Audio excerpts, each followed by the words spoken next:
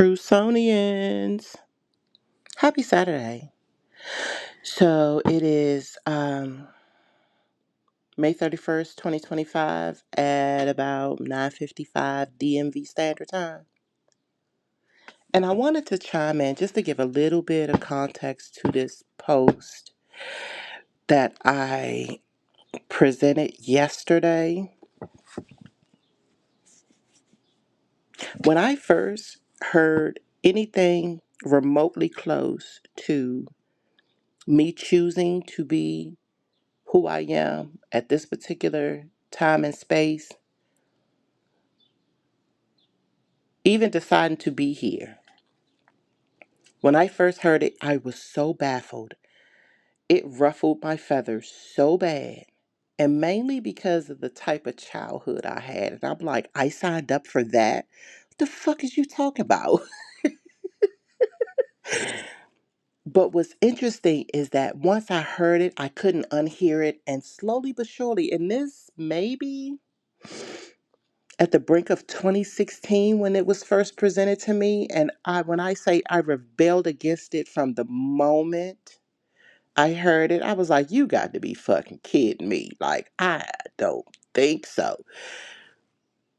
But the interesting thing that I said, which activated something that I was totally not aware of, like unwittingly. You hear people say, I unwittingly done something? You had no wits about it. I unwittingly activated and said that if I am mistaken, then prove me wrong. So slowly but surely. And this wasn't even with someone else coming to present nothing. No, these answers were being patched together in the most unseemingly way, like on billboards, in commentary, conversations with strangers. Not with strangers, but between strangers. Because, podcasting and the clips and the lectures and all of those things, it really is a phenomenon on how signs and symbols and clues and cues can literally drop in your lap by listening to a lecture that happened years ago. I was picking up clues in textbooks. I had a thing. So back when I was an instructor at a beauty school. So what year? What was this? This was 2000 and 11. Was it 11? Was it 2011? No, it already happened by then. Maybe 2010. And when I say life was golden, life was golden. The youngins that was piling in there to become Maryland certified in cosmetology was full of heart. They were serious about their craft. They showed up. They showed out. They didn't bullshit their scholarship. They didn't waste their time or their money, nor did they waste mine. I was so proud of the youngins coming through there because they would arrive early and stay late. They would volunteer. They would help clean up, help set up. It was just a time when being in the salon was a big deal.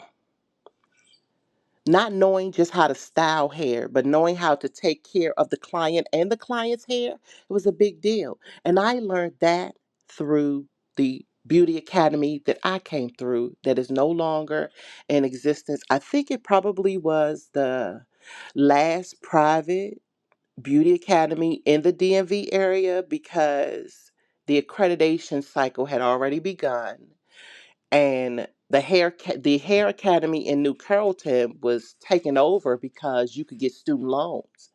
In a private academy, you had to pay out of pocket, and so that deterred a lot of people from doing the private route. But when I say my learning experience as a result of going to a private beauty academy, yeah, I graduated differently.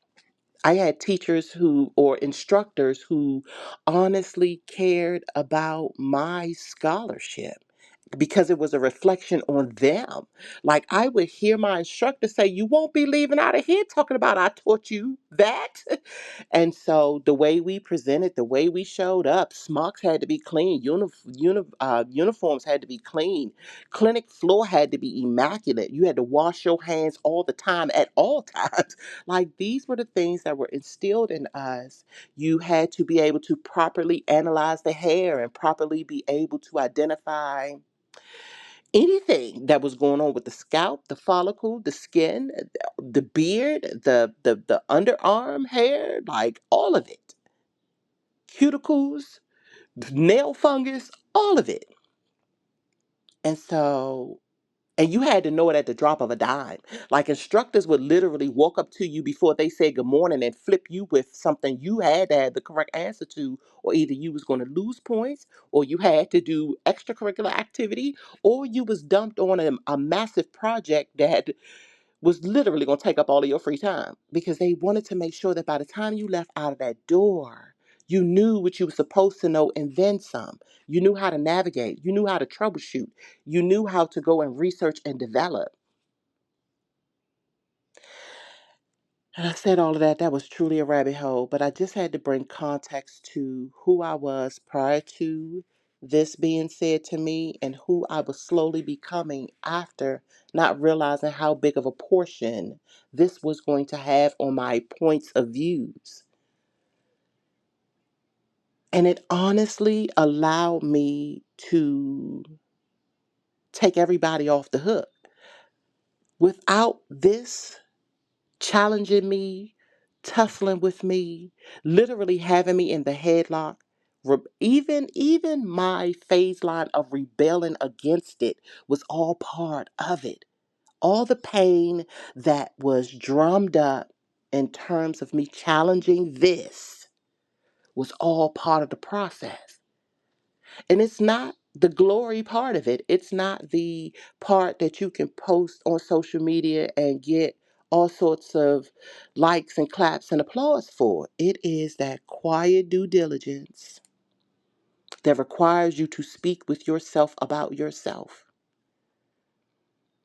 Because imagine challenging yourself to say, well, if I chose to be here, if I chose this family, if I chose these circumstances, and trust me when I say it took me a long time to even situate it or to even situate it that way, to ask myself if this is the truth.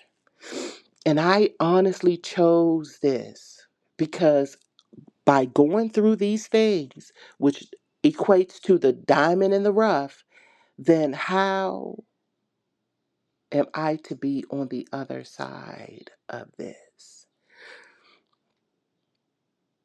Who shall I become as a result of this? All still based in free will because I could have literally chose to ignore instead of let me see what this is talking about. Let me just open up and become a little bit pliable to see what happens. And the moment that happened, all sorts of answers began to cross my path. And I think some of the most valuable is sitting right here on the porch at my house, being in group of relatives and just hearing them talk about their lives, their past, their life lessons, their struggles, their stumbles, all of it. And answers was firing off. And they never knew, not once, that they were answering these highly uniquely sensitive queries that I was posing to myself. They didn't know nothing about these queries. I was posing them to myself. How could they have known? But because I decided that I was going to pay attention and I was going to trust my life to unfold with the answers that I sought,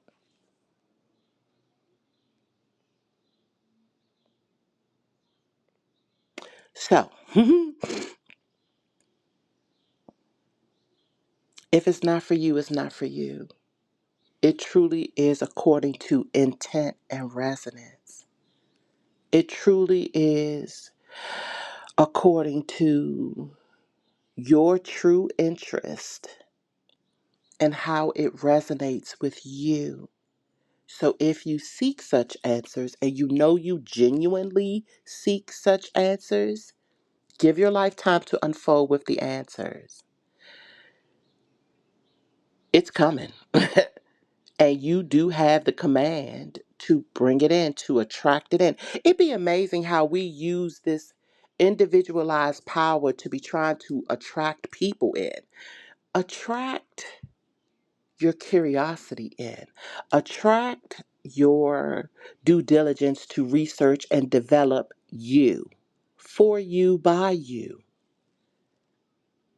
for you.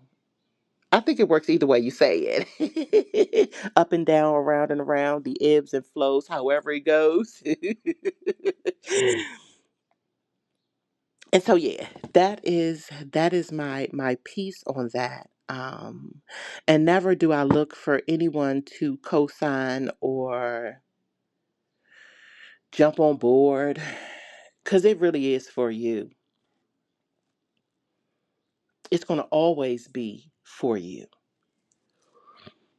And even if it feels like it's for someone else, I'm almost sure somewhere, somehow in that scenario, there's a bit for you too.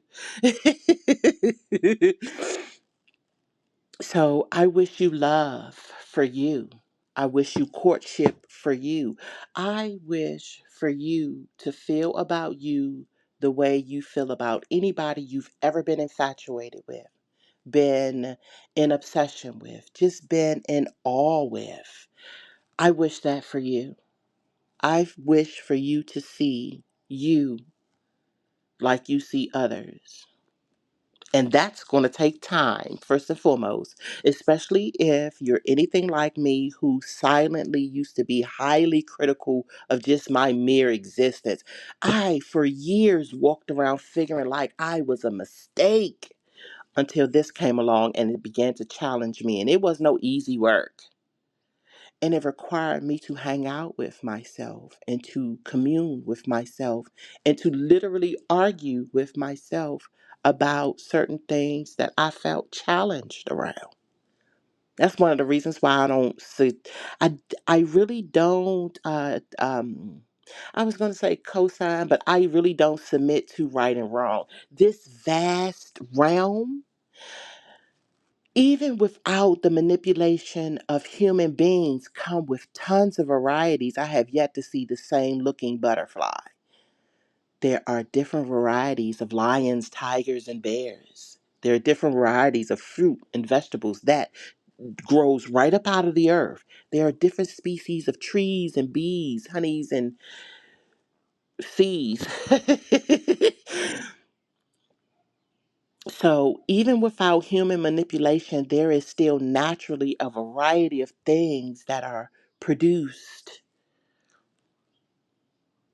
So, to figure that us humans are all supposed to think the same, look the same, be the same, there's a preponderance of evidence to say otherwise. So, I'm not sure why we're still stuck in the mind frame that says you're supposed to act like me and I'm supposed to act like you in order for us to honor one another. As I always say, I am always quite intrigued when I meet a new person because my curiosity starts to flare up because I know that there is something highly unique about this being, whether I agree with it or not. They are not here for me. Their existence is not dependent upon me agreeing with it. And it comes in terms of right and wrong, expectations and entitlements. If I expect that you are supposed to only agree with me, that would be so fucking dull and mundane. And that's the way the powers that be, they want it like that because it's easier to manipulate. But if you have everybody walking in their own uniqueness and owning it and being esteemed by it, happy Saturday, folks. And I wish you well.